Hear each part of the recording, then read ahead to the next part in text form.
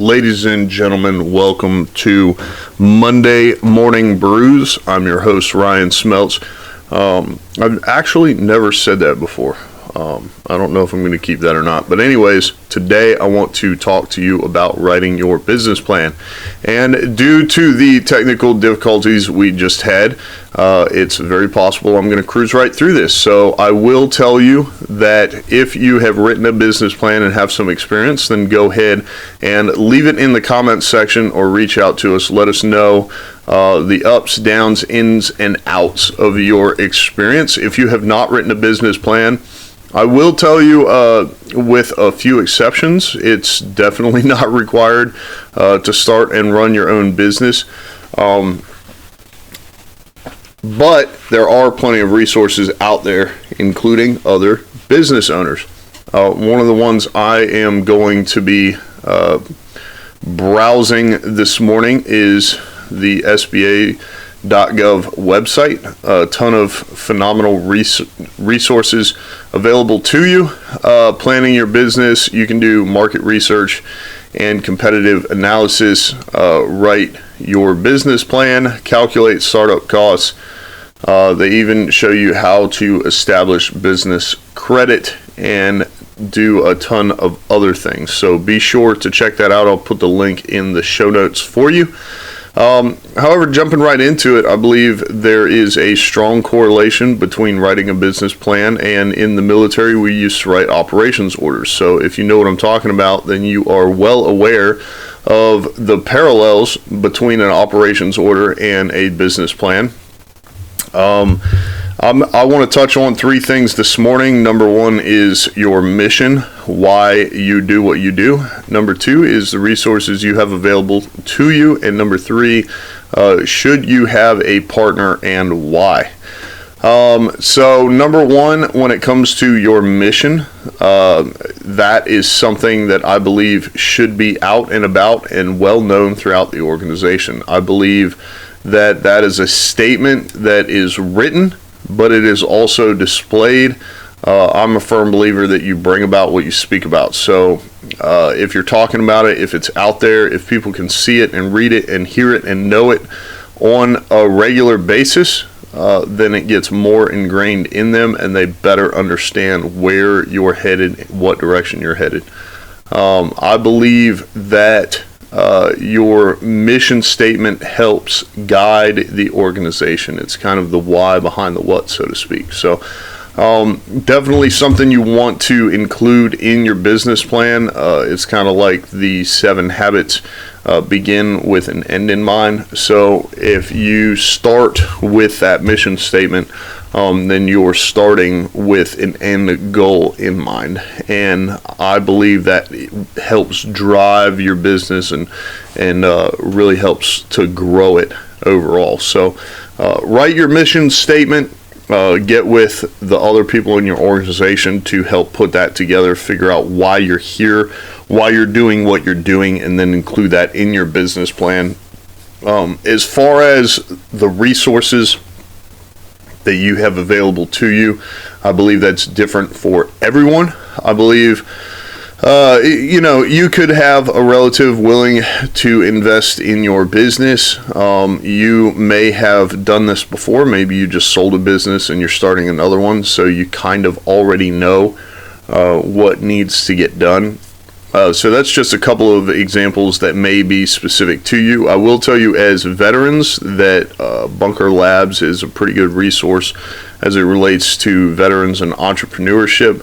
When it comes to everyone, the local libraries, I think it's best if you go through either the SBA website or the SCORE website, but SCORE is an acronym. I don't remember what it stands for, but basically they help entrepreneurs and business owners with a plethora of different things. So the reason I bring up the library is because that's where I met one of the mentors that I went through to get an idea of where I wanted to go, what I wanted to do. But these are sometimes retired business owners, and they have a wealth of knowledge, and it is a free resource. So it doesn't make sense to not reach out If I can find the link, I'll put it in the show notes, but if not, just Google SCORE, and you should be able to find a chapter near you that can once again help you for free mentoring and coaching as it relates to business from business owners. I think that's an extremely valuable resource that not enough people know about or take advantage of. So be sure to do that. Another one is local meetups and events. So we have Abundant Marketing nearby, and the owner of that company, Ashley, holds events where she will basically teach a piece of marketing to a group. Now, obviously, the ask on those for those events is she's normally gaining maybe one or two customers or clients in one fashion or another, because people see how in depth it is and maybe decide that it's just too much for them to handle.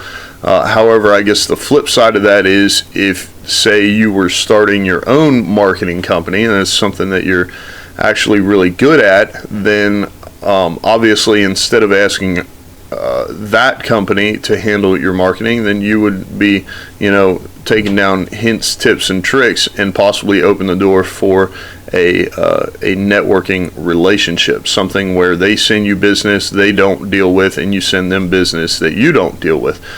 So that's definitely something good. And most of the time that businesses host these types of events, we're talking about free events, because they are casting that net in an attempt to get a couple of clients, but they also genuinely want to help people, and you can usually tell that by their presentation, because they're a lot more focused on the material and answering people's questions than they are a sales pitch. So be sure to look on meetup.com or Facebook, find those events near you.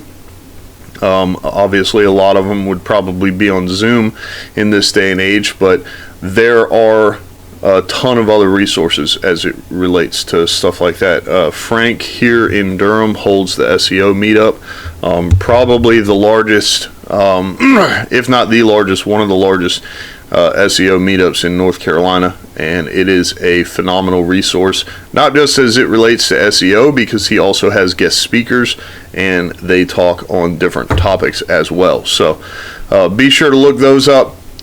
When it comes to whether or not you should have a partner, I think it's really important to cover what that means, because some people believe that a partnership is a liability, and if we're talking about how you register your business, I would agree with that 100%, because a partnership as a registered business is basically taking it from you to you and one other person. So that's not only splits it down the middle, but it also divides the liability. So if the other person decides to bounce, it automatically transfers 100% of the liability back onto you as an individual, where you could have just set up an LLC and protected everyone's interests as well as their individual assets. So as it relates to a registered partnership, I don't know that it serves a really good purpose. I'm not an expert in that realm, so definitely ask around. I would just start with an LLC and then determine if you want to move into an S Corp or a C Corp from there, depending on the size of your business.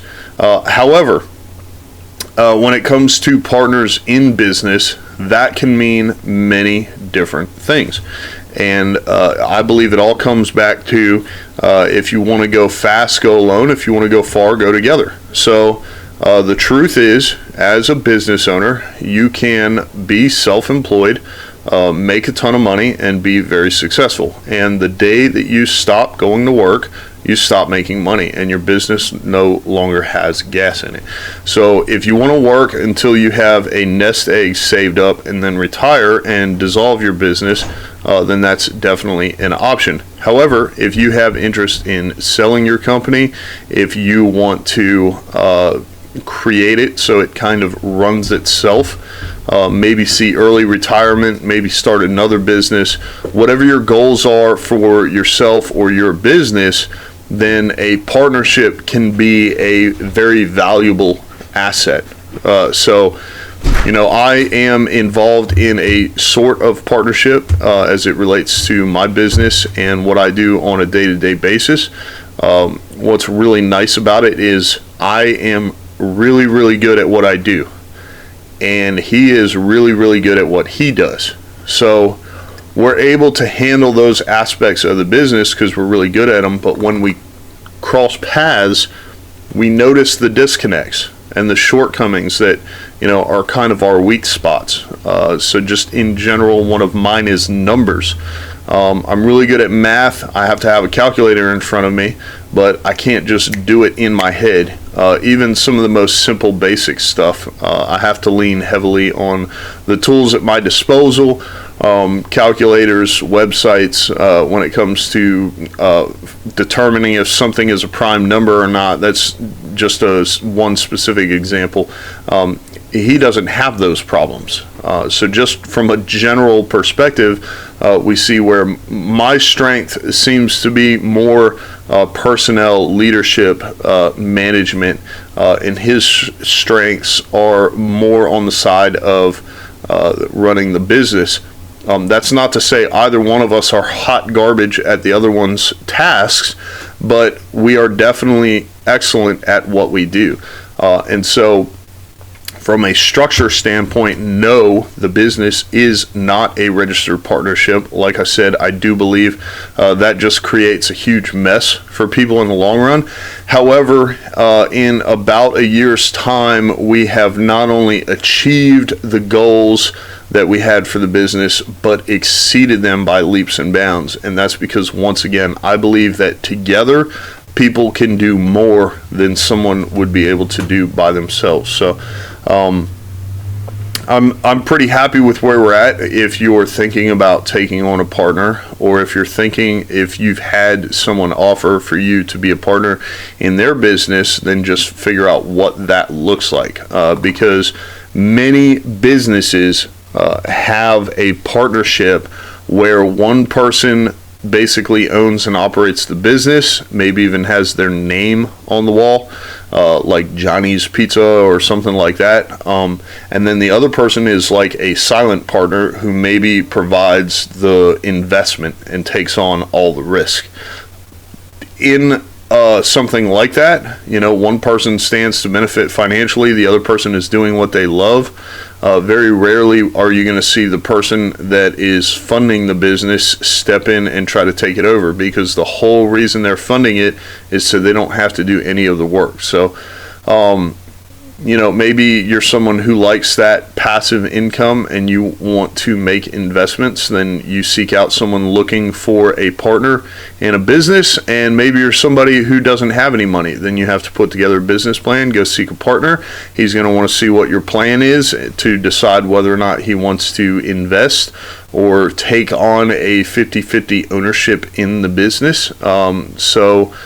Just a couple different ways that you could be a partner, need a partner. Obviously, in my situation, I think that's super important, because if you have two different locations or two different arms or something like that, and one person is really good at one thing and one person's really good at something else, then you are able to capitalize on your strengths twofold as a business. Still get the job done at the end of the day and keep everyone happy. So just keep that in mind. Partners in business are extremely common and very useful. And I don't know of any large company or corporation or otherwise that doesn't have more than one person involved in the decision-making process. We're talking about boards of directors, as it relates to larger companies. So just remember that if you do want to take your business anywhere, if you ever want to possibly see your business run on its own without you, if you possibly want to sell your business, then you're definitely going to have to consider bringing other people on board. It's the only way to make real things happen. Once again, if you want to go fast, go alone, but if you want to go far, go together. So that's all I got for you today. A little long. I apologize if the audio is a little off. I am working on that. I thank you so much for tuning in. If you gain any value from this episode, leave us a 5-star review. If you like this episode, be sure to check out our other episodes at the link below. And subscribe while you're here wherever you find your podcast, and tell your friends to subscribe as well. My name is Ryan Smeltz, and I will see you on tomorrow's episode of Morning Brews.